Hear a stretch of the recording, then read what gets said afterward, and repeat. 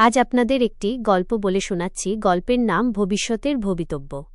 একটি ছোট্ট গ্রাম, নাম তার শান্তিপুর।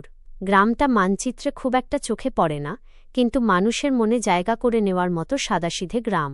এখানকার মানুষ সহজ সরল, পরোপকারী। কারো বিপদে কেউ পিছিয়ে থাকে না। গ্রামের মাঝখানে একটা খোলা খেলার মাঠ, বাচ্চাদের হাসি, ফুটবল, দৌড়ঝাঁপে যে মাঠ সারাদিন প্রাণে ভরা থাকে। বহু বছর আগে একদিন গ্রামের প্রান্তে ভাঙা এক বাড়ির বারান্দায় আশ্রয় নিল এক যাযাবর মানুষ, নাম তার কালীবাবু। চেহারায় ক্লান্তি, চোখে অনিশ্চয়তা। কেউ জানত না সে কোথা থেকে এসেছে, কোথায় যাবে।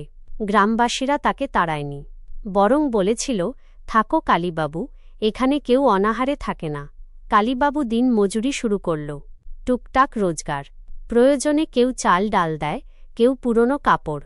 ধীরে ধীরে সে পরিচিত হয়ে উঠল। ভাঙা বারান্দা ছেড়ে গ্রামেরই একজনের কাছ থেকে ছোট্ট ঘর ভাড়া নিল। সেখানেই তার সংসার বড় হতে লাগল। গ্রামে কোনো অনুষ্ঠান হলে কালীবাবু হাজির। কোনো মাতব্বর ডাকলে, দিন হোক বা রাত, সে ছুটে যায়। কথায় নম্র, ব্যবহারে ভদ্র। বিশেষ করে গ্রামের মাতব্বরদের সে এমনভাবে খুশি করতে জানত, যেন তাদের ছায়া হয়েই চলাফেরা করে।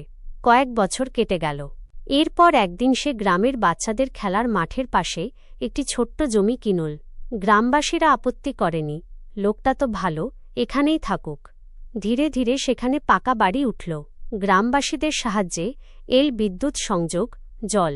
খেলার মাঠের উপর দিয়েই অস্থায়ীভাবে যাতায়াতের পথ করে দিল গ্রাম। সবাই ভাবল, ভালো মানুষ বলেই তো সব পেল। কিন্তু এখানেই গল্পটা মোড় নিল। গোপনে, নিঃশব্দে কালীবাবু স্থানীয় কয়েকজন মাতব্বরকে তোষামোদি করে সরকারের কাছ থেকে ঢালাই রাস্তার অনুমোদন আদায় করে নিল, ঠিক খেলার মাঠের বুক চিরে। কিছু মানুষ প্রতিবাদ করেছিল, কিন্তু তারা চাপা পড়ে গেল ক্ষমতার কাছে, লোভের কাছে। রাস্তা তৈরি হল। রাস্তার ফলে আশেপাশের জমির দাম বেড়ে গেল। যারা সহযোগিতা করেছিল তারাও লাভবান হল। গ্রামবাসীরা তখনও বুঝতে পারেনি এই রাস্তা আসলে তাদের সর্বনাশের পথ। বছরের পর বছর কেটে গেল। নতুন বাড়ি, বিদ্যুৎ, জল, রাস্তা সব পাওয়ার পর কালীবাবু বদলে যেতে লাগল। রাস্তা হওয়ার ফলে মাঠের পাশের জমি বাইরের লোকেরা মোটা অঙ্কে কিনে নিয়ে সেই গ্রামের মাতব্বরদের তোষামোদি করে ঘরবাড়ি নির্মাণ করল এবং বসবাস শুরু করল। তারাও কালীবাবুর মতো একইভাবে জলের সংযোগ, ইলেকট্রিকের সংযোগ, সব কিছুই পেয়ে গেল। আগে ডাকলে কালীবাবু ছুটে আসত, এখন বলে, শরীর ভালো না।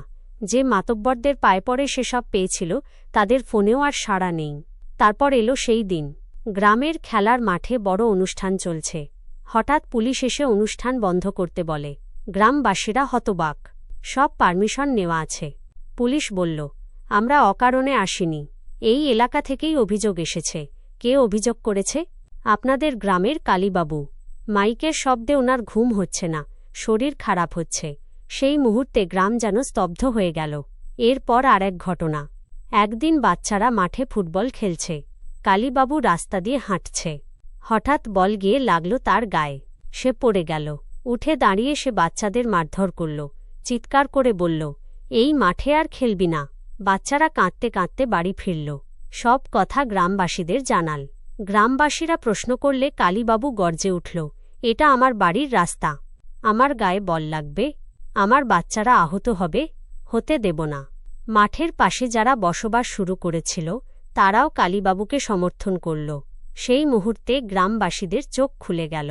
তারা বুঝল যে মানুষটাকে তারা আশ্রয় দিয়েছিল, যাকে তারা জল, বিদ্যুৎ, রাস্তা দিয়েছিল, সে মানুষটাই আজ তাদের বিরুদ্ধে দাঁড়িয়েছে। কিন্তু তখন অনেক দেরি। কালীবাবু তখন আর অসহায় নয়। সে নিজেই এক মাতব্বর। আইন, কাগজ, রাস্তা সব তার পক্ষে।